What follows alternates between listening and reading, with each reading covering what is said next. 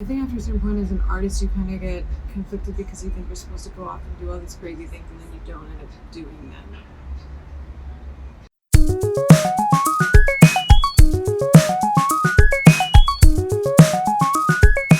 I made it to Montreal.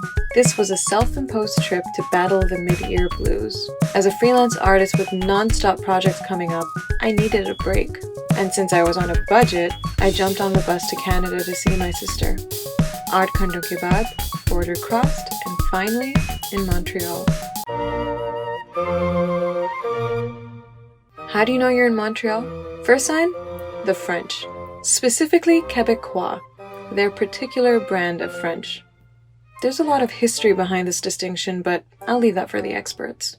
One thing I will note is that my sister, as a new immigrant, was paid by the Canadian government to learn French. Can you believe that? Paid to learn a language? Jeez, tough life. But anyway, what's important to me?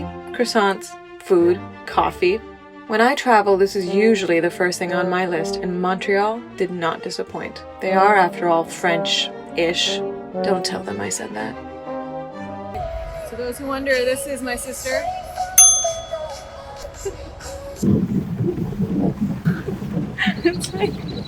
This was my first time vlogging with someone else around, which was super awkward.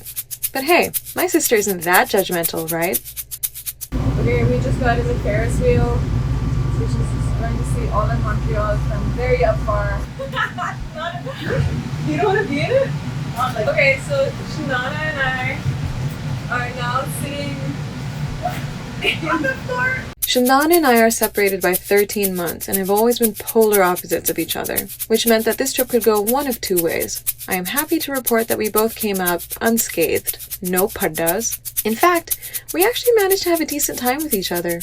Isn't that interesting about growing up? Siblings have a way of working things out and making peace with who they are. Matlab, well, sometimes. I was near the end of my trip and finally took a moment to ask myself what it was I was doing.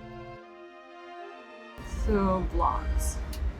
I've always been the kind of person that's always been really interested in creating stories and chronicling my life in some shape or form. It's been confusing because I hadn't really figured out what the purpose of a vlog was.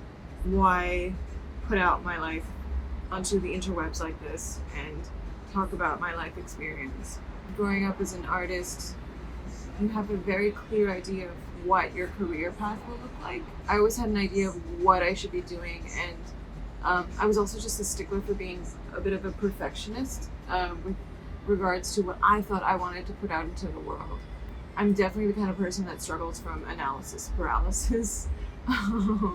That really wasn't helping my cause either. It's kind of weird because I feel like as much as I was kind of running away from the idea of vlogging, it's actually a lot closer to the kind of person that I am because I love telling the everyday story. I love telling stories about things that happen on a daily basis, small things, ridiculous things, silly things. Because I just feel like there's wealth. There's wealth in people. There's wealth in the everyday. And I love that. And it's weird because, like I said, I've been chronicling my whole life for ages now in some shape or form. Anyone that knows me knows that I've always had a camera set up to talk about myself or my family or the things that are most important to me or things that I've just been noticing over the years. And I don't know if it's a selfish thing in terms of preserving one's legacy. I don't know, I'm still figuring that out. But what an interesting thing to do for a bit where it's just like a certain time of one's life is being chronicled. After repeating the word chronicle to myself a few billion times, I dressed in my Saturday night finest and went off with my sister and brother-in-law for dinner in Old Montreal. I love walking. You never really know a city until you walk its streets. I often ask myself, what is the main takeaway when I travel? Travel usually does that, through the people you meet, the things you see. And one thing I learned on this trip was through someone I met. He said, I only have maybe 45 more summers in my life. I'm going to enjoy them. When we think in years, we tend to shrug, but when we think in terms of something we know, something we relate to, like a summer's day in Montreal, that's real. And who knows how many summers I have left. What I do know is how I'm spending my 31st summer. How are you spending yours?